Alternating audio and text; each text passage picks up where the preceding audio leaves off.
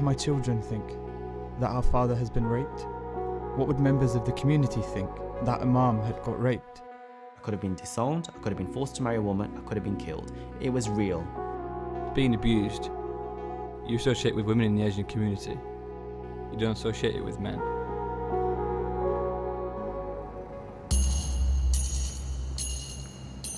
Up to now, when we talk about honour abuse, we tend to think of women. But Newsnight's uncovered another side to honour violence and found whole groups of men silenced and ignored. Men can be hidden victims of forced marriage, physical and psychological abuse. They're subject to the same cultural codes of kinship and honour as women, but they're telling us they have nowhere to turn.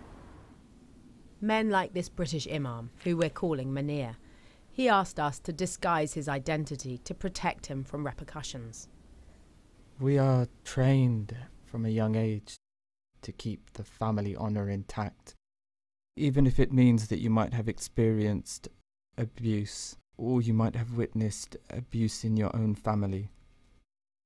At the age of 10 to 11, if I remember correctly, a relative of mine used to come and visit us from overseas.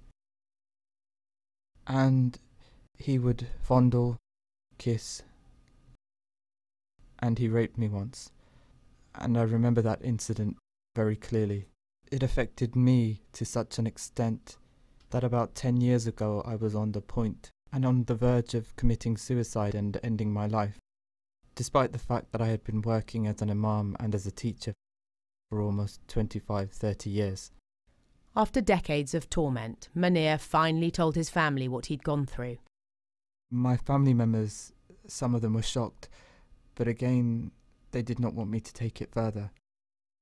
And again, the reason is about honour, shame, to the family, to the perpetrator. It's about honour and fear of my life. One honour-based violence charity, Karma Nirvana, told Newsnight between 2015 and 2016 it saw an increase in men reporting abuse of 39%. Another, Jeena International, said from having no male victims contact them, now 1 in 5 of their service users are men. But still it's thought the majority don't talk to anyone.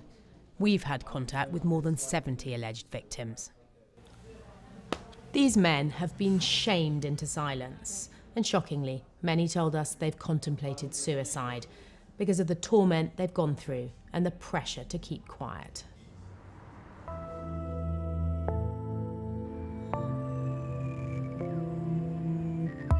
Manjinder knows how they feel. Being gay can dishonour a family and the wider community. From a young age, he understood his homosexuality didn't fit with his Sikh upbringing. I was scared. Definitely I feared my life. I thought I could be killed. And that wasn't a joke, that was real. I felt I would be disowned for sure and kicked out of the house. And then forced to marry a woman. Definitely. I went through depression, suicidal tendencies. Did you ever get close to suicide? I used to think about it, yes, especially when I was at university. I used to think about throwing myself off the balcony or taking an overdose or just ending it because the pain was too much. I wanted to find out more about these codes of honour and shame that silence men like Manjinder. Charity worker Rani Bilku invited Newsnight to a Sikh temple to explain. These practices have little to do with religion. They're cultural and apply across communities, be they Hindu, Muslim or Sikh. The concept of shame, it dishonours the whole community as opposed to one individual. You're looking at the immediate family, you're looking at the community as a whole, and that community can also belong to the community back home from where they've come from. In another part of Britain, another man too ashamed to be identified. Horon has escaped what he claims was an abusive marriage, but still fears the consequences of talking openly. My ex was abusing me financially, psychologically, emotionally. She'd been doing it for a number of years. I didn't speak up before because I was afraid. I was scared. She threatened all sorts against me, which led me to attempt suicide because I knew I had two choices: either die or live with the torture. Being abused, you associate with women in the Asian community. You don't associate it with men. If you associate it with men, It's like she's wearing the trousers. You're weak. We don't like weak people. You need to man up type of thing. That extra pressure is on you. It leads to other things. Today's video is about my coming out story. Manjinder now lives openly as a gay Sikh. He has a YouTube channel and a book offering advice to South Asians about how to come out to their parents, though perhaps not the way he did. People I knew were marrying, women, even though they were gay, or they were killing themselves, they were having suicide, drug addictions and all this. And I thought, enough is enough. I came out via SMS when I was living in the Middle East. So you sent them a text message? A text message, yes. And that's the worst. Well, I don't know. There's no right way of doing this. And what did being gay mean to your parents? You'd sent them this text. What did they take from that? My mum, having grown up in India, she has seen the Hijra population, which are transgendered, right? So that's the only concept she has of what is being non-straight. And she thought I was going to wear a sari and that I was going to become a woman. And that's what I wanted to do. And then she's like, I remember you had a penis when you were born. Like, do you still have a penis? Like, what's going on? And so she didn't realize. And my dad, who did have education in the UK for a few years, he thought I had a mental condition, which meant that I couldn't work. And he told my mom that I'll work double hours at work and he can stay at home. He thought I was like an invalid.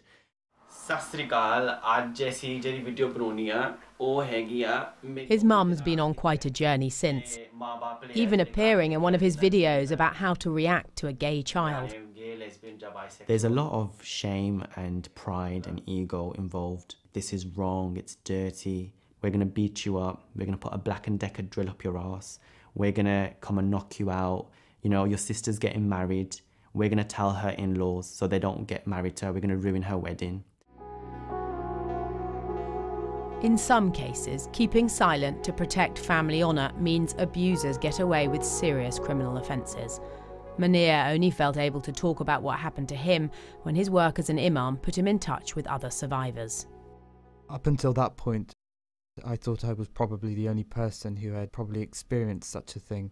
After listening to at least 30-40 case studies of young Muslim males and some females in this country who have experienced also abuses of a sexual nature, and some by clergy, I felt that I had to do something about it.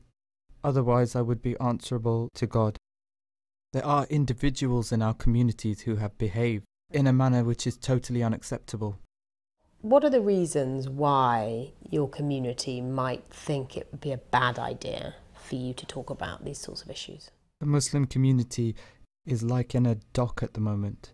Everybody everywhere from every corner is scrutinizing the Muslims for whatever they do, from what they wear, what they eat, what they do, how they behave. And bringing about something like this will only add, to the problems of the Muslim community. However, I see it slightly differently. That I believe that for a long time, the perpetrators of these type of offences, which are very serious in my eyes, I believe, have got away with it by using this card, that it will bring disrepute to the faith. Munir has not pressed charges against his relative who lives abroad. Perhaps most shockingly, he says his abuser went on to become an imam himself.